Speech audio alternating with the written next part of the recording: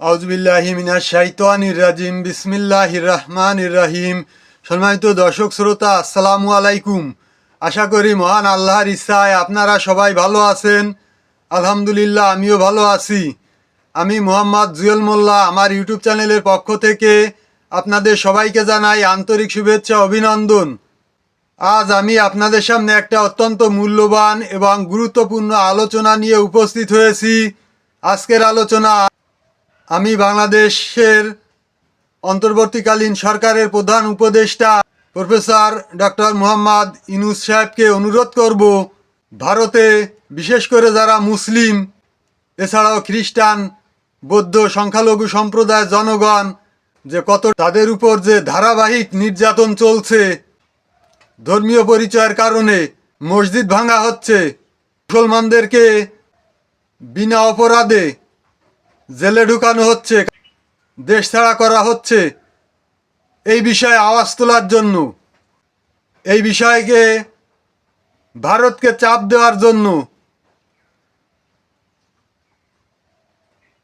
এই বিষয়ে তাদেরকে কিছু বলতে গেলে তারা যদি বলে আমাদের আভ্যন্তরীণ বিষয়, যে শুয়ারের বাচ্চা বলবে আভ্যন্তরীণ বিষয়, তাকে জুতা দিয়ে পিটিয়ে সোজা করে দিতে হবে।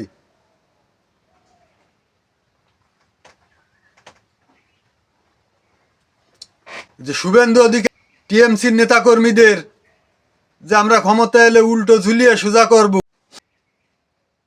ওই বেয়াদবকে আমাদের দেশে হলে আমরা ওকে উল্টো ঝুলিয়ে আমরাই ওকে সোজা করে দিতাম। মমতা ব্যানার্জিরও উচিত শুভেন্দুকে উল্টো ঝুলিয়ে সোজা করার, কিন্তু মমতা ব্যানার্জি তো সেটা করছে না। এতে বোঝা যায় যে আইএসএফ এর ধারণাই সত্য, যে বিজেপির সঙ্গে এদের গোপন আঁতাত আছে। যাই হোক, আজকে ওই আলোচনায় যাচ্ছি না। আজকের প্রসঙ্গ বন্ধ হবে বাংলাদেশে, মোদিকে আওয়াজ তুলতে হবে। আমি বলি, মোদি কোন হরিদাস পাল? আমাদের দেশের হিন্দুরা আমাদের ভাই,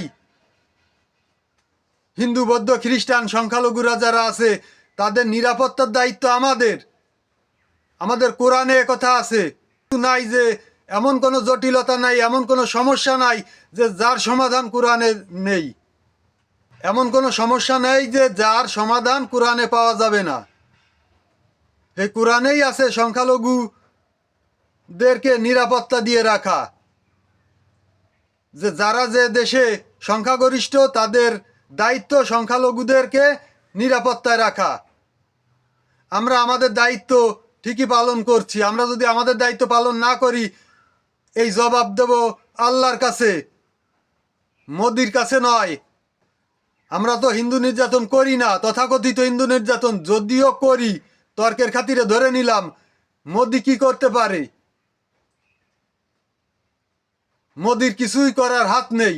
এটা বাংলাদেশ, আলাদা রাষ্ট্র। এখন আর শেখ হাসিনা ক্ষমতায় নেই, ওদের পুতুল সরকার নেই যে ওদের ইশারায় এই দেশ চলবে।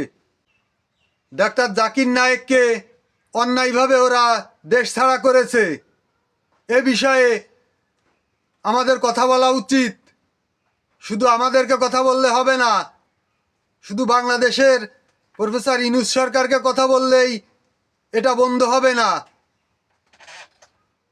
এজন্য একটা শক্তিশালী নেটওয়ার্ক সৃষ্টি করতে হবে। বিশেষ করে সারা মুসলিম বিশ্বে যতগুলো মুসলিম দেশ আছে বাংলাদেশ, এই পৃথিবীতে, Saudi Arab, Iraq, Iran, Kuwait, Dubai, Malaysia, তুরস্ক, এছাড়াও যত মুসলিম দেশ আছে সবাইকে এই বিষয়ে বৈঠক করতে হবে এবং এক কাতারে আসতে হবে। সবাইকে ভারতের থেকে মুখ ফিরিয়ে নিতে হবে। ভারতের দরজা মুসলিম বিশ্বের থেকে বন্ধ করতে হবে। তাহলে ভারত সোজা হবে, তাহলে মুসলিম নির্যাতন বন্ধ হবে। শুধু বন্ধ করলেই হবে না, ইতিপূর্বে যা হয়েছে তারও বিচার হতে হবে। গুজরাটে 2002 সালের যে দাঙ্গা হয়েছিল তারও বিচার হতে হবে। মোদিকে ফাঁসি দিতে হবে। একটা কথা ভারতবাসী মনে রাখবেন, আমাদের বিএনপি নেতা তারেক রহমান সাহেব একটা কথা বলেন যে ব্যক্তির থেকে দল বড়, দলের থেকে দেশ বড়। বাবরি মসজিদ ভেঙেছিল বিজেপি, উত্তরপ্রদেশে মসজিদ ভাঙার উৎসব চলছে, বিজেপি করছে এগুলো। বিজেপির কারণে দেশের দুর্নাম হোক, এটা আপনারা মেনে নেবেন না। ওই যে একটু আগে বললাম, আপনাদের দেশকে কলঙ্ক মুক্ত করতে গেলে যদি মোদির ফাঁসি দিতে হয়, ভারতের জনগণ এবং বিচার বিভাগকে বলছি, আপনারা তা থেকেও পিছপা হবেন না। আপনাদের দেশকে কলঙ্ক মুক্ত করতে হলে যদি বিজেপির বিচার করতে হয়, ভারতের জনগণ এবং বিচার বিভাগ আপনারা এর থেকে পিছপা হবেন না। আমাদের প্রধান উপদেষ্টা প্রফেসর মোহাম্মদ ইউনূস সাহেবকে অনুরোধ করব, মুসলিম বিশ্বের সঙ্গে যোগাযোগ বৃদ্ধি করুন এবং ভারতের বিষয়ে সবার সঙ্গে আলোচনা করুন। ভারত যদি এগুলোর বিচার না করে এবং এগুলো বন্ধ না করে, ভারতের থেকে সবাইকে মুখ ফিরিয়ে নিতে বলুন। ভারতের দরজা সবার থেকে বন্ধ করতে বলুন। ভারতের সঙ্গে ব্যবসা বাণিজ্য, কূটনৈতিক সম্পর্ক বন্ধ করতে বলুন। তাহলে ভারত সোজা হবে। ভারতের পণ্য সারা মুসলিম বিশ্ব থেকে বয়কট করতে বলুন। ভারতের যেসব জনশক্তি আছে, কুয়েত, দুবাই, সৌদি আরব, কাতার, মালয়েশিয়া, তুরস্ক, এসব থেকে তাদের পাছায় লাথি দিয়ে ফেরত দিতে বলুন। এসব দেশ থেকে ভারতের জনশক্তি, এরা টাকা আয় করে ভারতে রেমিটেন্স পাঠাচ্ছে। এদেরকে সতর্ক হতে বলুন। আমাদের দেশে চিন্ময় কৃষ্ণ, সে তো রয়ের এজেন্ট, সে তো একজন দেশদ্রোহী। তাকে গ্রেপ্তার করাতে ভারত আমাদের কাছে, আমাদের দিকে আঙ্গুল তোলে, আমাদেরকে হুমকি ধামকি দেয়।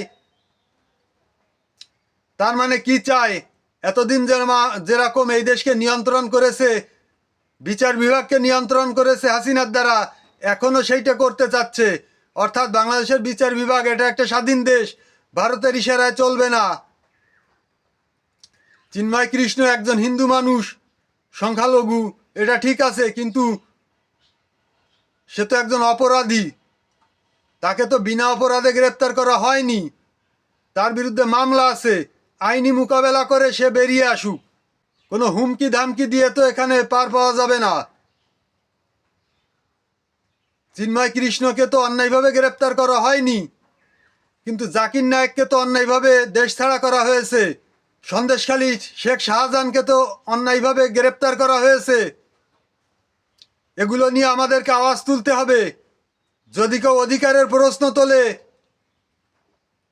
যে ভারতের আভ্যন্তরীণ বিষয়, আমি বলবো, আমাদের সাধু ভাষায় একটা কথা বলে যে পেয়েছো কোথায়, দেখেছি যেথায়।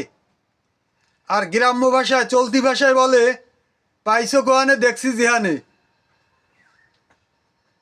ভারত আমাদের প্রত্যেকটা আভ্যন্তরীণ বিষয়ে কথা বলবে, অপপ্রচার করবে যে এই হিন্দুদের উপর অত্যাচার করা হচ্ছে, চিন্ময়কে গ্রেপ্তার করা হচ্ছে, হিন্দুদেরকে চাকরিচ্যুত করা হচ্ছে।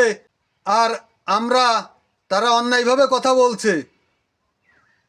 এদেশে কাউকে অন্যায়ভাবে চাকরিচ্যুত করা হয়নি, কাউকে অন্যায়ভাবে জেলে যাওয়া হয়নি। আর আমরা তো ন্যায়ের পক্ষে কথা বলবো। তারা তো অন্যায়ভাবে জাকির নায়েককে দেশ ছাড়া করছে, শেখ শাহজাহানকে জেলে ঢুকাচ্ছে, মসজিদ ভাঙছে, প্রত্যেকটা মসজিদের নিচে মন্দির খুঁজে পাচ্ছে, মাজারের নিচে মন্দির খুঁজে পাচ্ছে। এই অসভ্যতা বন্ধ করতে হবে। এজন্য আমাদের দেশের সরকারকে আওয়াজ তুলতে হবে, এবং শুধু আমাদের দেশের সরকারকে আওয়াজ তুললে হবে না, সারা মুসলিম বিশ্বকে আওয়াজ তুলতে হবে। তাহলেই ভারতের এই অসভ্যতা আমি সোজা হবে।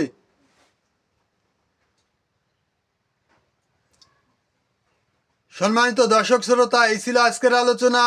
আশা করি আজকের আলোচনা আপনাদের সবার কাছে খুবই ভালো লেগেছে এই ধরনের আলোচনা নিত্য নতুন সবসময় পেতে আমার চ্যানেলটাকে সাবস্ক্রাইব করবেন এবং দেশের স্বার্থে জনগণের স্বার্থে প্রচুর পরিমাণে আমার ভিডিওটা শেয়ার করবেন যাতে সবাই দেখার সুযোগ পায় এবং সরকারের উপর মহল পর্যন্ত যেন যে পৌঁছায়